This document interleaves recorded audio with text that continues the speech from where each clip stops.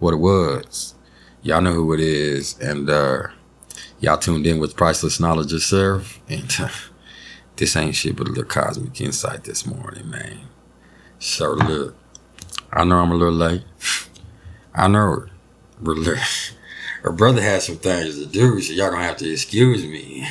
It is what it is. What matters is we right here together, right here, right now. So we gotta make the most of that, huh? So what I mean by that is we're gonna continue on with these rising signs. And in doing so, it's so motherfucking early, we just gotta go with the flow. So this right here, this gonna be a little something about those people that have Pisces rising in their natal chart. And before I can even go there, man, you already know what the fuck I'm gonna have to do first, man. What I'm gonna do is I'm gonna bring y'all a little information on what the ascendant or the rising sign is in astrology. Then after that, what I'm gonna do is I'm gonna tell y'all a few of the personality traits and characteristics that come along with being a Pisces rising or a Pisces ascendant. And then after that, what I'm gonna do is I'm gonna set the table for you.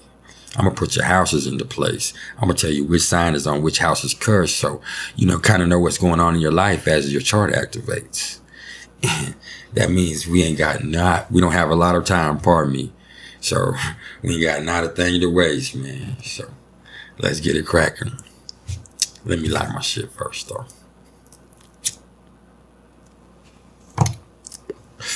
So the ascendant or the rising sign. This is the sign that was rising from the east at the exact moment that you were born. And whatever degree that was at, that's where your first house curse starts. That's why knowing the exact time of birth is kind of pivotal in ever really going deep and accurately interpreting the birth chart. It also kind of sets the table and it puts the houses into place, which can really tell the story of your motherfucking life if it's interpreted correctly. It plays a big part of the big three that consists of the sun, the moon, and the rising that make up, the real basis of our personality. So the ascendant is all about how you come across to others.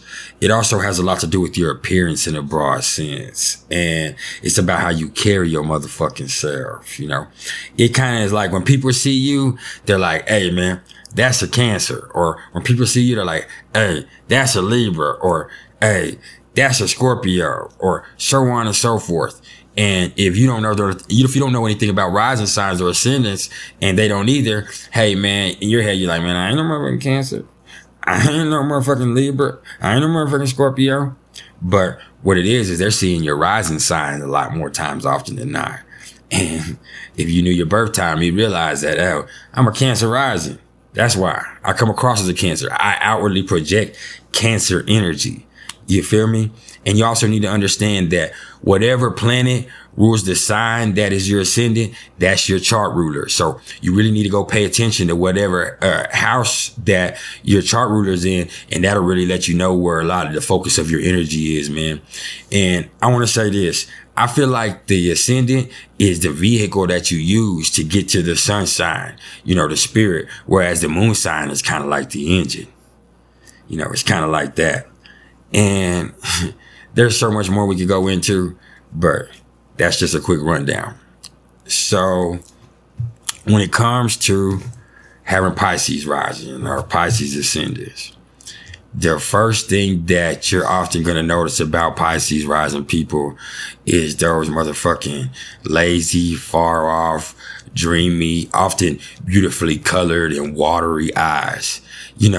Not only will that watery element be pretty openly apparent, man, but they're gonna seem really far off, kind of like they're always low key, looking past you. And maybe they are into a plane of existence that is just beyond this one. They're not just looking past you, they're looking past everything.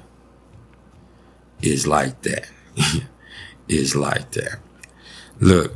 These are some of the absolutely most spiritual and imaginative individuals that there are. And, they're just not of this world. So they kind of in turn seem set apart and fucking far off. And, especially when they're young, man, like to get them to be present is a motherfucker. It's extremely difficult for them to be present. That's just what it is, because they're existing on two two planes of existence at the same time, and maybe even more than that. And this one just feels less comfortable to a Pisces rising, man. And their challenge is to be in this body and to have the spirit encompassed by matter and to make the fucking most of it. Just to make the most of it, man. That's just something they got to understand, that spirit is there, but you have to be present a lot of times. You got to understand, my son is a Pisces ascendant, and man, his imagination is out of this world. And I understand that I have a Pisces moon. I understand it when I'm watching him, man, but the way that he moves is just differently than everybody else. The way that he makes adaptations, the way that he can mimic other people, the way that he shows affection is just different than everybody else, man. And it's beautiful, and sometimes it's frustrating, but you know, that's the Pisces ascendant. He says Pisces ascendant. That's how my son says it, because he almost tried to go make himself a Priceless Knowledge or sell video with his Pisces ascendant ass, you know. Or when he was in my kitchen with his own little low Chromebook in there, straight up making a video about Pisces ascendant and Aquarius, and you know how they get out against his brothers, which are Libras and Leos. So it's crazy, man. It's crazy, you know. These are the motherfucking dream weavers, dude, of the zodiac. And they experience this shit as a multi-dimensional, you know, tripped out experience. They're chameleons and shapeshifters because they take on so motherfucking much, man. And from their environment that, you know, sometimes they become it. You got to understand that if you're Pisces rising, then, you know, some people would say Jupiter's your chart ruler, especially traditionalists, but Neptune is your chart ruler, man. Neptune is your chart ruler, man. And Neptune is illusion, you know. Neptune is the dream world, man. Neptune is the other side, man. You know, so what you got to understand is that it can't be understood. It can't be understood. It's hard to pin down because just like any other Pisces, they can seem like any of the other motherfucking 11 signs that came before them, depending on who they need to be at that moment in time, man. This is the ultimate in changeability, man. And, you know, they're often able to morph into any character in the blink of an eye, man. In their blink of an eye, man. And that's just to match the company they keep. And you have to understand that they're extremely impressionable, being extreme empaths. So if they're around fucked up, dirty people that are doing fucked up and dirty things, like, they're typically going to be that type. There's a saying that goes around that says that, hey, man, if you hang out in the motherfucking barbershop, you eventually going to get a haircut, cuz.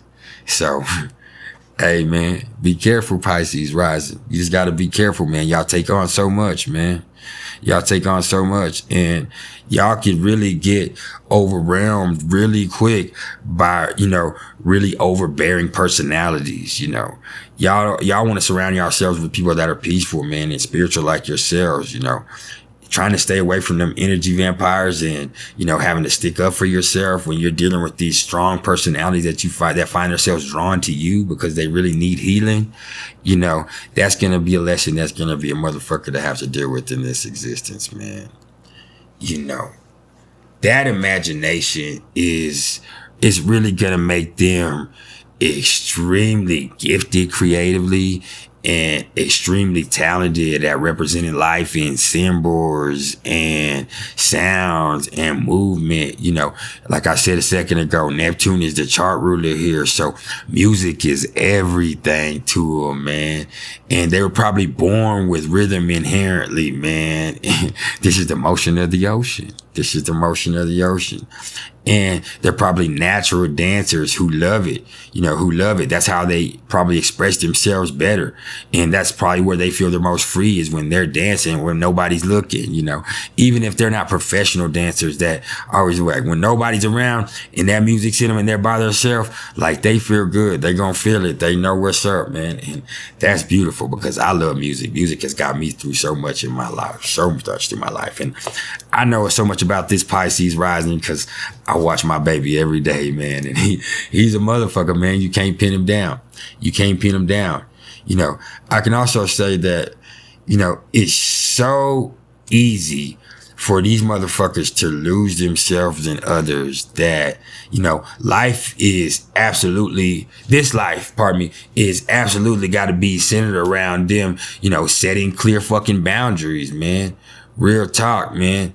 They're extremely compassionate, and they may take in every fucking stray person and every fucking stray animal that they see, man, that they feel like needs help even, man.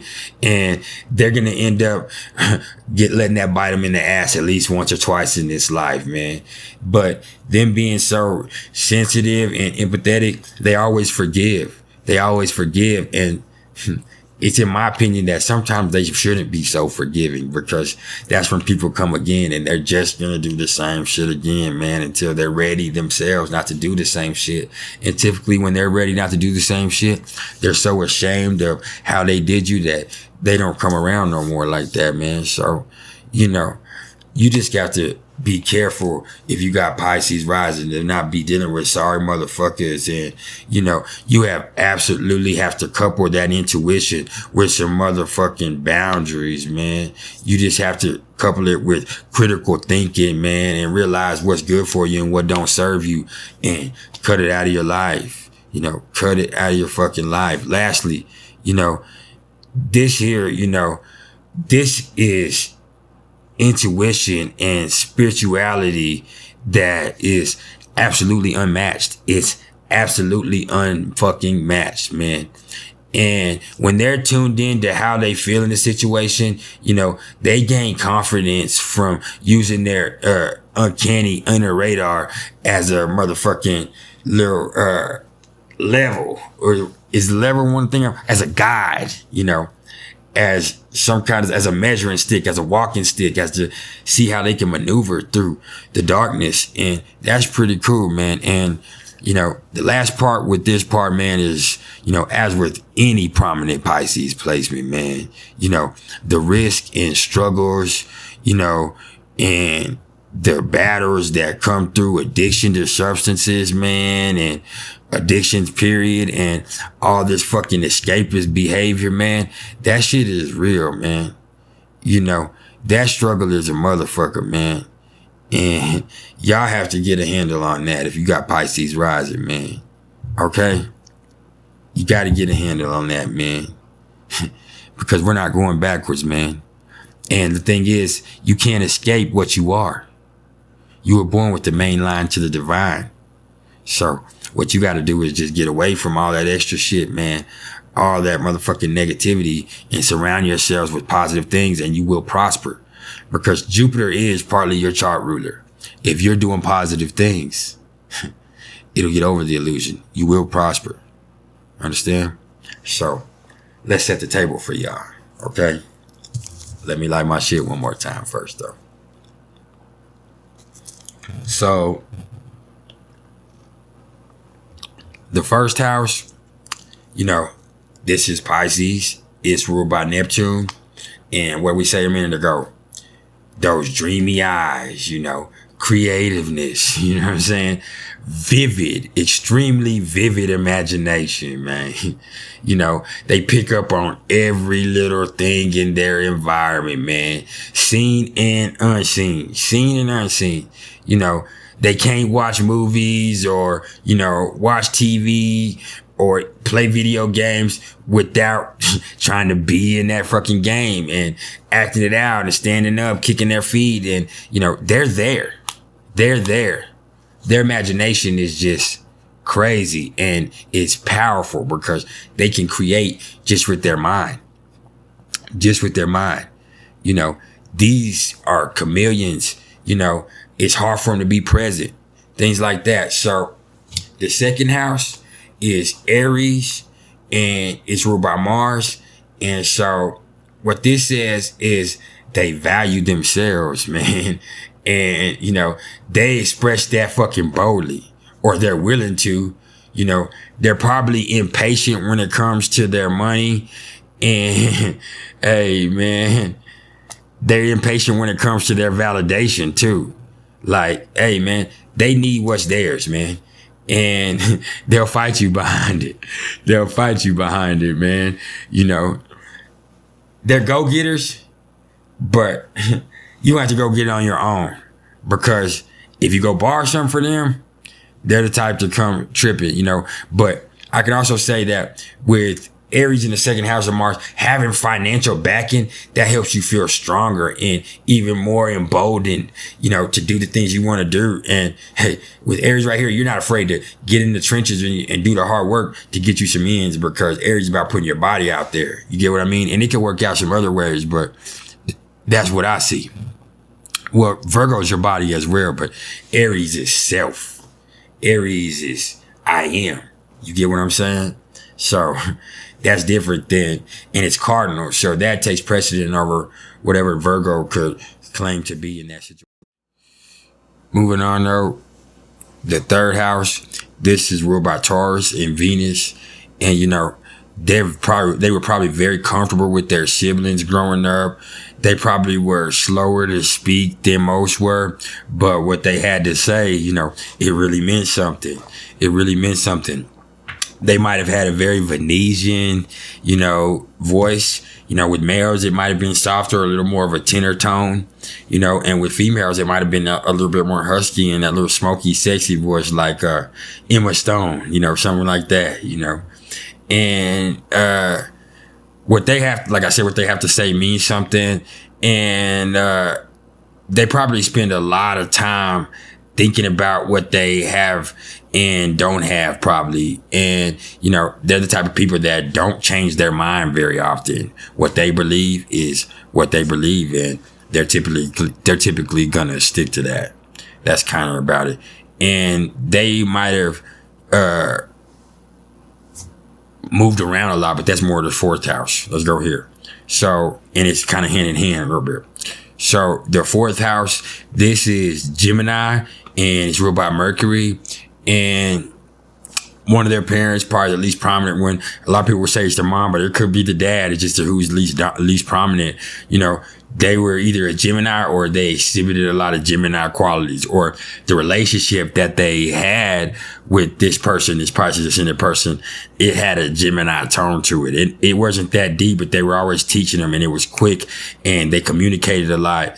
And going forward, that, you know, the fourth house is, this is home. This is their home environment. This is the IC. I don't know if I explained that earlier. And, you know, they probably moved around their little town a lot as a kid. Not like out of town, but they probably just moved in different parts of their little town a lot as a kid. And, you know, they also probably grew up in a household that, you know, it was kind of bipolar. Like, shit could be okay, but it'll switch up in an instant and turn pretty volatile. And, you know, Beirut could erupt out of nowhere in their household. And, you know, they probably had parents that talked a lot. And in turn, as parents, they're going to be the type of people that they teach their kids. They're always communicating with them. They want communication to be that important with them. You know what I mean? They want their kids to learn things. You know what I mean? The mind is very important to them. And hey, they're very quick with it. I can also say that. So the fifth house right here with them is ruled by Cancer and the moon. And the fifth house, like I said, is like your fun. It's your creativity. So they're very dramatic emotionally. You know, they're extremely funny at their core, man. And, you know, they care about their motherfucking audience, man.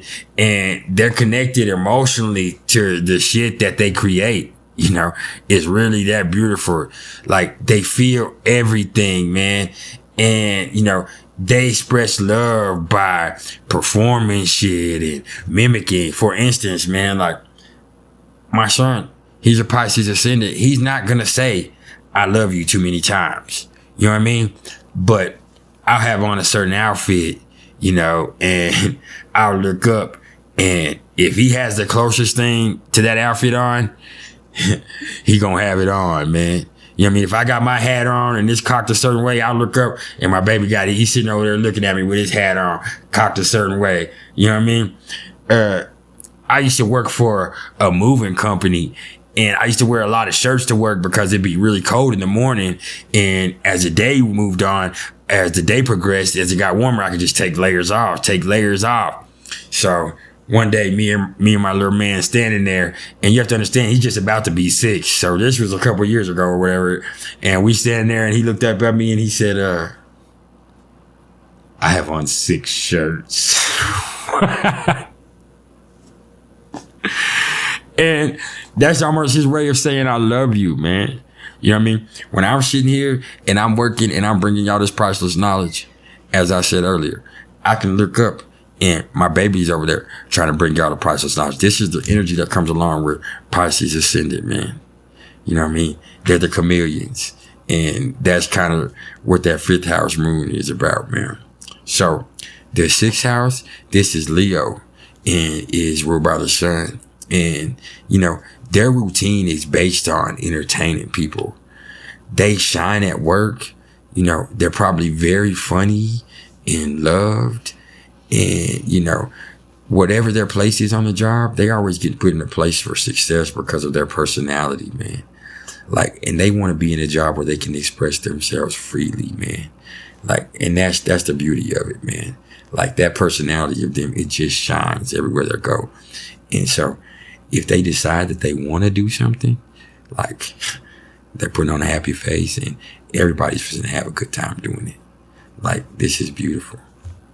So their 7th house, their DC, their descendant, this is Virgo and is ruled by Mercury. And so, you know, they might be really nitpicky with their partners, and likewise, you know, they're attracted to consistency.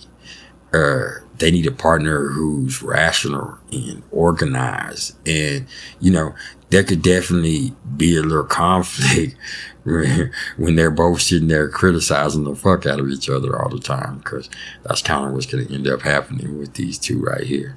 It's very interesting, man. There will be a relationship conflict, man, because they're really just so far out, and how they express themselves is really hard to understand as a human being, because their love that they have is ethereal. Okay. So the 8th house is Libra, and it's ruled by Venus, and, you know, their relationships transform them, and, you know, they're very private and secretive about their relationships. Like, they're the type of people that you've known them for years, and you might never meet their wife or never meet their husband or their significant other. You could be around them every day and not know they got somebody. And it's not because they're hiding them. It's just, that's what they keep private. That's what they keep private. And, you know, they could also have a lot of secrets within their relationships, you know, and just have that kind of conflicts, man, where it's really all encompassing, where their relationships are just like, you either all in or you all out, you know. We gonna do or we gonna die. That type of thing.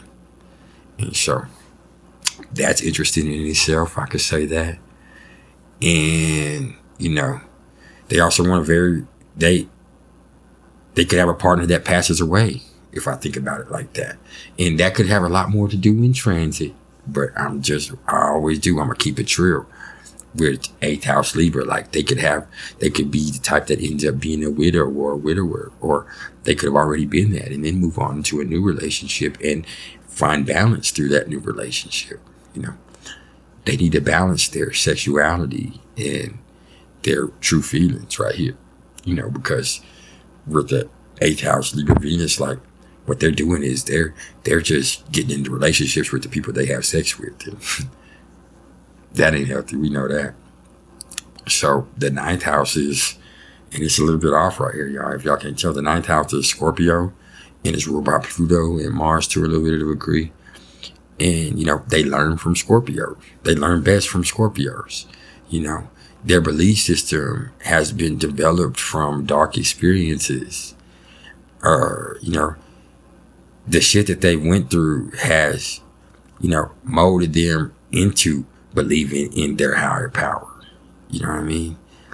And, you know, they have a deep wisdom of what the meaning of sex and death really is. You know, they have a little information on that transfer of energy that a lot of people wouldn't be able to understand. And, you know, they're never satisfied with surface level knowledge. the truth they speak is very deep, and it's visceral. So you can't forget that either. You cannot forget that at all. And, I could say that the 10th house is Sagittarius, and it's ruled by Jupiter. And so these motherfuckers make awesome pastors and teachers and gurus, and people see them as, and life coaches and shit like that. People see them as positive people. That's why. And they're very wise and knowledgeable, and they command respect when they speak, and they speak loud, and they speak the truth, and they're optimistic. They're optimistic in their work environment. So it always brings luck. This is Jupiter. They always end up, because of their personality, getting put in a position for success. And also, they're just, it's the positivity. It's just the positivity. But at the same time, like, they're a little brash, and everybody knows that. Everybody knows and kind of respects that. Like, if you come to them, like, you're not going to get what you want. You're going to get what you need. And so that in itself is respectable. Moving on, the 11th house for them is Capricorn, and it's ruled by Saturn. And, in the 11th house, it kind of feels good here because the 11th house is co-ruled by Saturn. And, they want friendships that are beneficial to them. They want friends that are bosses, because, they're always the type that are putting people on, or either that or they're the type that they're just so cool the way that they are. And, people see them and they got this Pisces rising. People want to put them on. You know what I'm saying? It could go both ways. And it often does go both ways throughout this life. But either way, you want to build on your friendships, and, you don't want to fool with nobody that's really not going to be beneficial with you. This is a little tricky because some would say this is user energy, but it's not. It's just like, hey man, with them in this sense, if it don't make dollars, it don't make sense. And, they're more reserved and calculated in their circles because, they set solid boundaries, and whatever they're doing and how they're moving, like, they had a plan in the first place, man. You just got to be careful right there with that. So the 12th house, this is ruled by Aquarius and Uranus, and, they're forward thinking people with unpredictable minds. People see them as kind of emotional savants, but really they're wrong.